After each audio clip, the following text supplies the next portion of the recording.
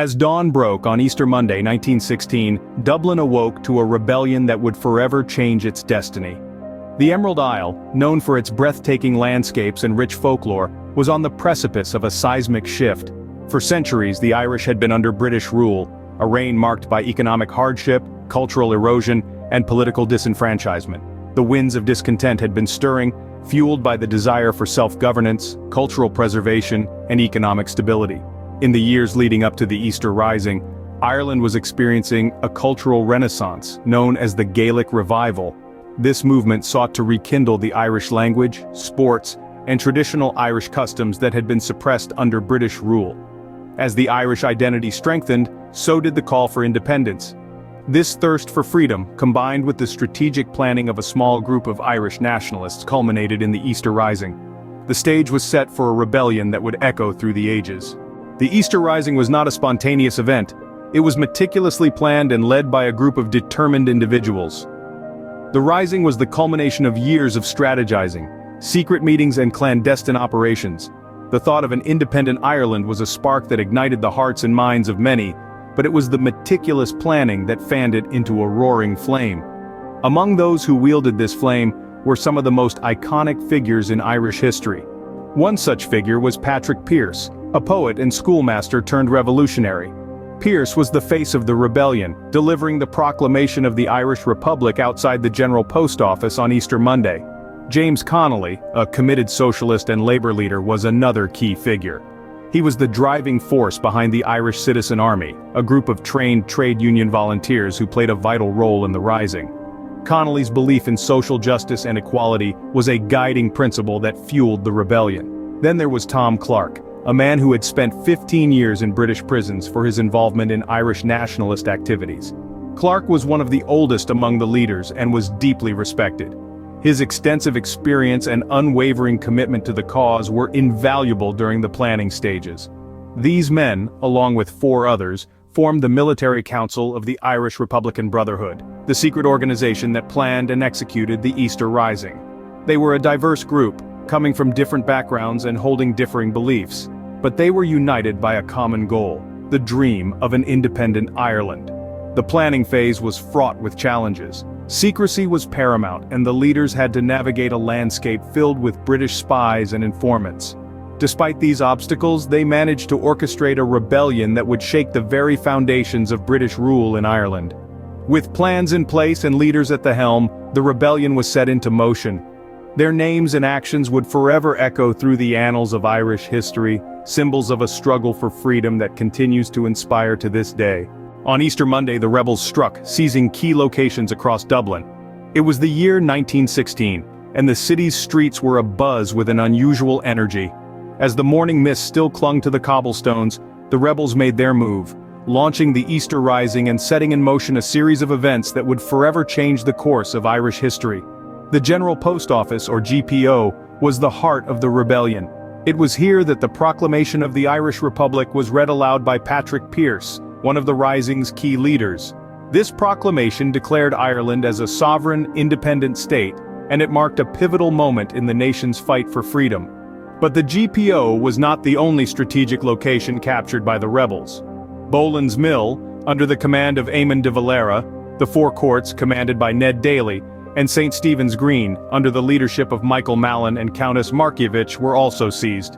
These were strategic locations, chosen for their significance and the advantage they offered the rebels in their stand against the British forces. The rebels, despite being outnumbered and outgunned, were undeterred. They knew the stakes, and they were ready to lay down their lives for the cause they believed in. As the city of Dublin became a battlefield, ordinary citizens found themselves caught in the crossfire of a fierce struggle for independence. Throughout the city, the echoes of gunshots and the murmur of hushed conversations filled the air. The Irish tricolour, a symbol of the republicanism, fluttered defiantly atop the GPO and other occupied buildings, marking them as rebel strongholds.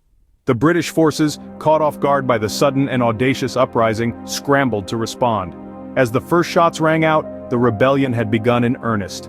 The Easter Rising was not just a military maneuver. It was a bold statement, a declaration of intent, a beacon of hope to the Irish people that their long struggle for independence was reaching its climax. And though the road ahead was fraught with challenges and sacrifices, the spirit of rebellion once ignited could not be extinguished. The Rising was marked by fierce battles and dramatic standoffs. The heart of the Easter Rising was not in whispered plans or secret meetings, but in the open streets, where brave men and women took a stand for their homeland. One of the most significant skirmishes was the Battle of Mount Street Bridge. On the second day of the Rising, a small group of rebels, less than 20 in number, took up positions around the bridge. Their objective?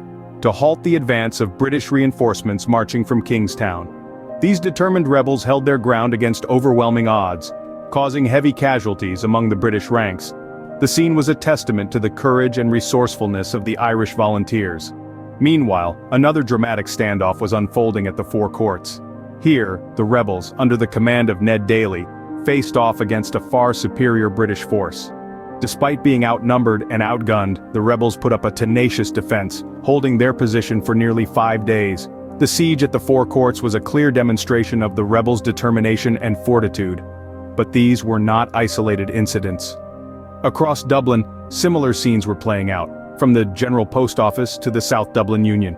Each battle, each standoff, was a piece of a larger picture, a nation's struggle for independence. The rebels knew they were the underdogs. They knew they were outnumbered and outgunned, but they also knew what they were fighting for: their homeland, their culture, their freedom. And so they fought.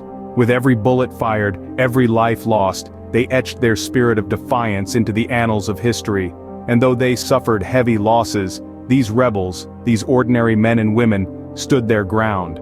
They held on to their posts, fought off their attackers, and in many cases, paid the ultimate price. But they did so with a conviction that resonated far beyond the battlefields of Dublin. Despite heavy losses, the rebels stood their ground, fighting for a cause they believed in. Their courage, their dedication, their sacrifice, these were the sparks that ignited the flame of Irish independence. They were the embodiment of a nation's indomitable spirit, a testament to the power of a people united by a common cause. The Rising ended as quickly as it began, leaving a city in ruins and a nation in shock. The Easter Rising of 1916 had a profound impact on the Irish psyche. In the immediate aftermath, Dublin was a city scarred by battle. Buildings were reduced to rubble, and the streets bore the marks of armed conflict. As the smoke cleared, public reaction was mixed. While some were appalled by the damage and loss of life, others were inspired by the rebels' courage and commitment to the cause of Irish independence. The Rising had been a bold statement, a challenge thrown in the face of the mighty British Empire. It was a message that Ireland was willing to fight for its freedom. The leaders of the Rising were arrested and court-martialed. These were the men and women who had dared to dream of an independent Ireland, who had planned and executed the Rising. But their fate was a grim one. 15 of the leaders, including all 7 signatories of the Proclamation of the Irish Republic, were executed. Their deaths served to galvanize public opinion in favor of independence. The executions were carried out swiftly and without much regard for due process. This harsh response by the British government only served to deepen the resentment among the Irish population. The martyrs of the Easter Rising became symbols of Irish resistance, their names etched into the annals of national history. The aftermath of the Rising was a period of intense political and social upheaval. It marked the beginning of a new chapter in Ireland's struggle for independence. The Rising had exposed the fault lines in British rule, and had shown that Irish nationalism was a force to be reckoned with. While the Rising itself was a military failure, it was a political success. It changed the course of Irish history, setting the stage for the War of Independence that would follow just 3 years later. The legacy of the Rising can still be felt today, in the pride and passion of the Irish people for their hard-won independence. In the wake of the Rising, Ireland was forever changed. The rebellion had failed, but the seeds of revolution had been sown. The dream of an independent Ireland was kept alive, and the fight for freedom would continue. The Easter Rising was a pivotal moment in Ireland's fight for independence. In the wake of the Rising, the Irish public sentiment shifted dramatically. The harsh British response, including the execution of the Rising's leaders, fueled a surge of nationalistic fervor. This wave of nationalism led to the War of Independence, a brutal guerrilla conflict fought from 1919 to 1921. The war concluded with the Anglo-Irish Treaty, a controversial agreement that partitioned Ireland, creating the Irish Free State in the south, while the 6 northern counties remained under British rule. Despite the discord and civil war that followed, this treaty marked the first significant step towards full Irish sovereignty. The Easter Rising had sparked a flame that burgeoned into a nationwide struggle for freedom. It was the catalyst that spurred Ireland onto the path of independence. The Easter Rising, a 6-day rebellion, had indeed changed the course of Irish history forever.